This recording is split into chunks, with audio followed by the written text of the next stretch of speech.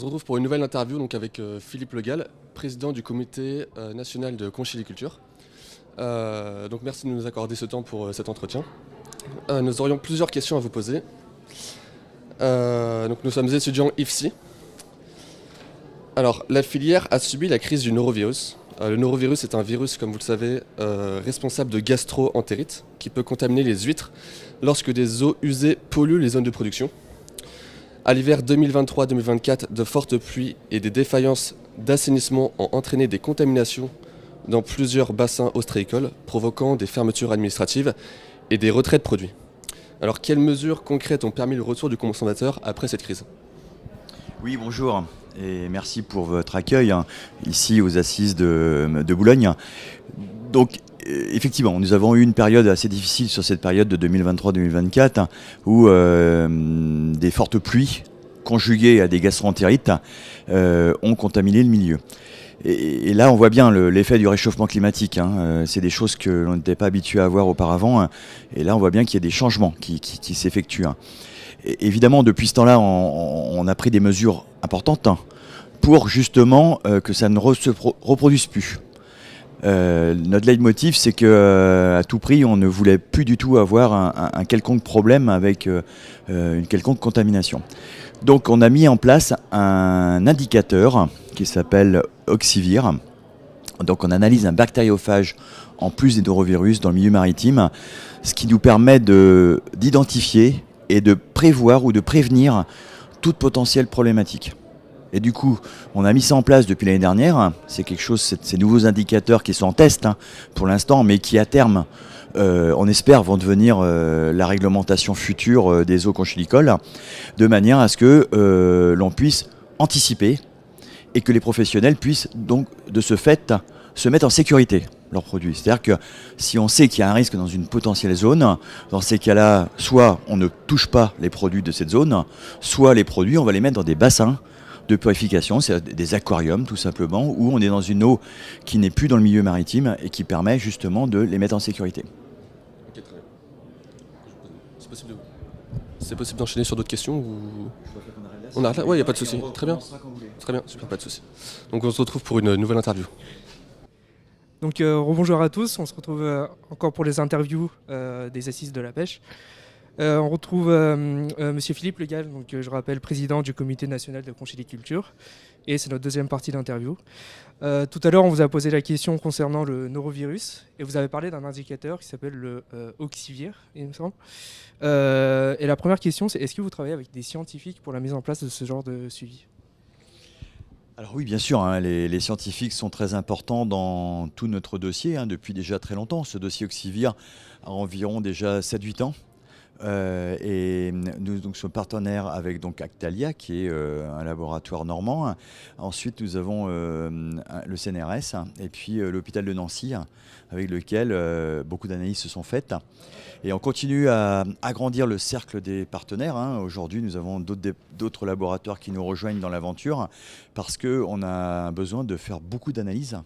C'est-à-dire que sur le littoral l'année dernière, nous avions donc 60 points en surveillance toutes les semaines sur 4 critères différents, ce qui veut donc dire que toutes les semaines, on doit faire entre 250 et 300 analyses pour avoir justement cet indicateur, pour avoir déjà savoir ce qui se passe. Parce que, comme je le disais tout à l'heure, plus vite on aura l'information, plus vite on peut mettre le coquillage en sécurité. Alors, merci. Alors la prochaine question, elle concerne le plan aquaculture d'avenir, qui a été signé en 2022 et qui porte sur 2021-2027. Est-ce qu'aujourd'hui, vous considérez que les objectifs pour la conchyliculture ont été atteints aujourd'hui en 2025 ? Alors, effectivement, comme vous le dites, c'est jusqu'en 2027, donc on a encore 2 ans. Bien sûr que non. 2025, on n'est pas du tout arrivé aux objectifs. Mais néanmoins, il y a quand même eu beaucoup d'investissements productifs dans notre filière qui ont modernisé et développé la conchyliculture avec des productions huîtres et moules que l'on connaît déjà depuis plusieurs années. Mais par contre, ce qui est intéressant, c'est qu'on a plusieurs projets de développement et de diversification de production.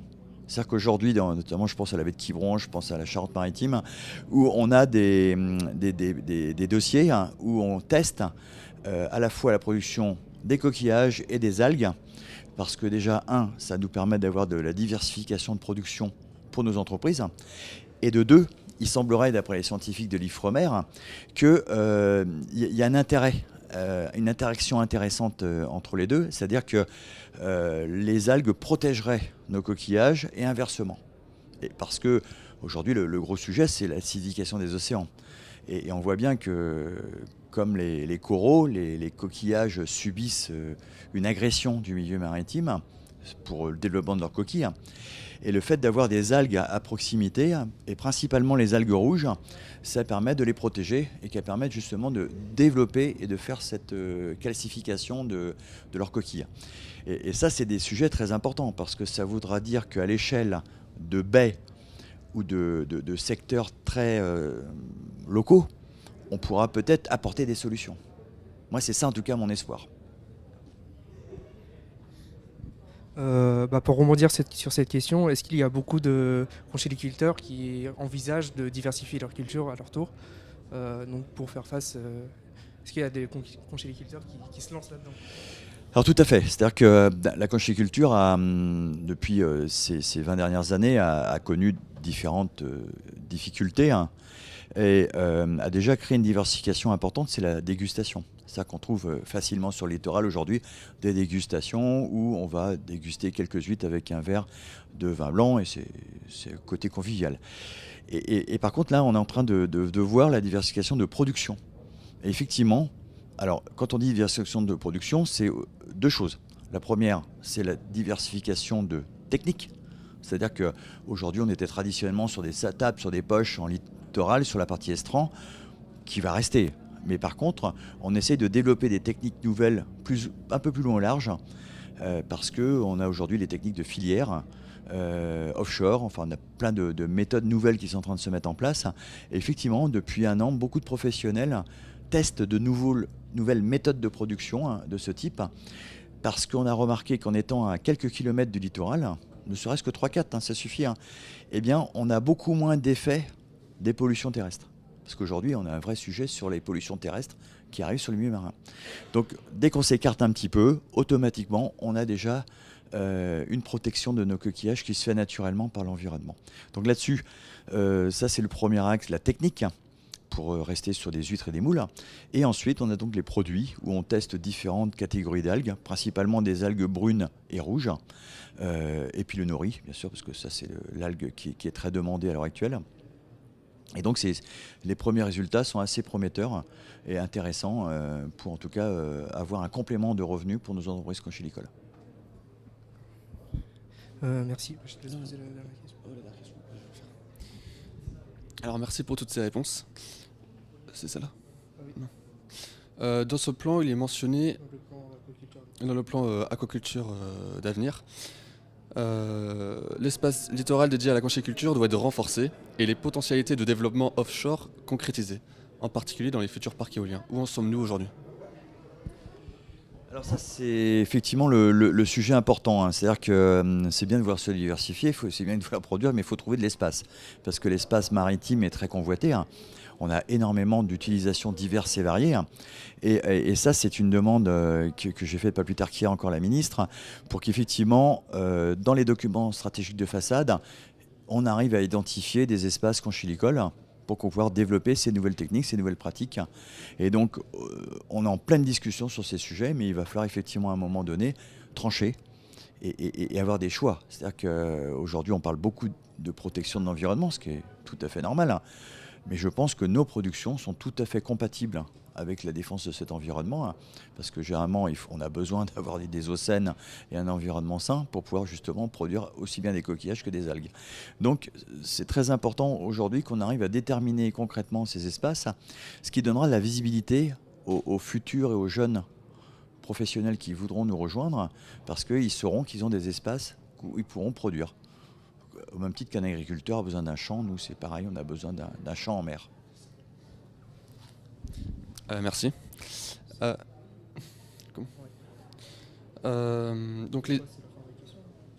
on n'a pas passé ça. Ah oui. Ouais. Si, on l'a fait, c'est bon. On avait vu que du coup les huîtres et les moules, ça reste de loin les espèces les plus cultivées en France. Cela nécessite des investissements, notamment pour les écloseries, pour produire des naissins. Encouragez-vous les jeunes à se lancer dans une telle activité? Alors effectivement, les huîtres et les moules sont traditionnellement produites en France depuis plusieurs décennies, hein. L'huître creuse est le coquillage principal produit, on est sur environ 100 000 tonnes en France, hein. Et pour la moule, on est environ sur 50 à 60 000 tonnes de moules produites par an. Et après, on a les palourdes, 5 000 tonnes, et les coques, à peu près 5 000 tonnes aussi, hein. Cela montre bien qu'il y a une production principale qu'on arrive à commercialiser. Aujourd'hui, hein, nous sommes à Boulogne. Pour la première fois, il va y avoir une concession d'huîtres qui va être exploitée, qui est en route là, sur Ouaplage.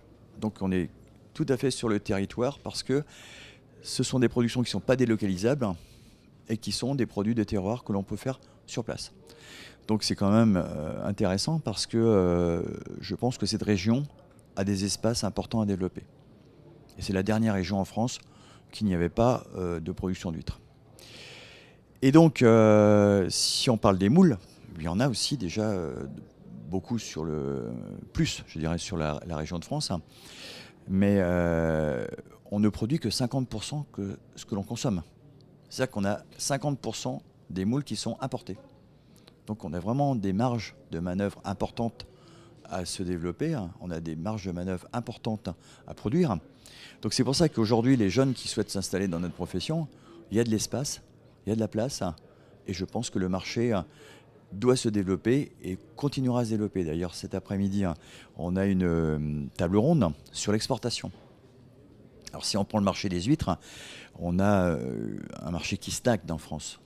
On est à peine à 80 000 tonnes commercialisées. On perd quelques points. Il semblerait que d'après les derniers chiffres de France Agrimaire, ceci est en train de s'inverser. En tout cas, le seul endroit où on a encore du développement, je dirais, à l'exportation, c'est l'exportation.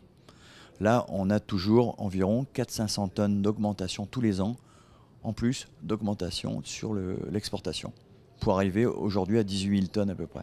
Les chiffres, on va vous les présenter cet après-midi en plénière. Et donc, cette partie est importante, hein, parce que tout ce qui est vendu, bien sûr, à l'export n'est plus à vendre sur le marché français. Bon, merci pour votre temps, merci pour toutes ces réponses et on se retrouve pour une prochaine interview.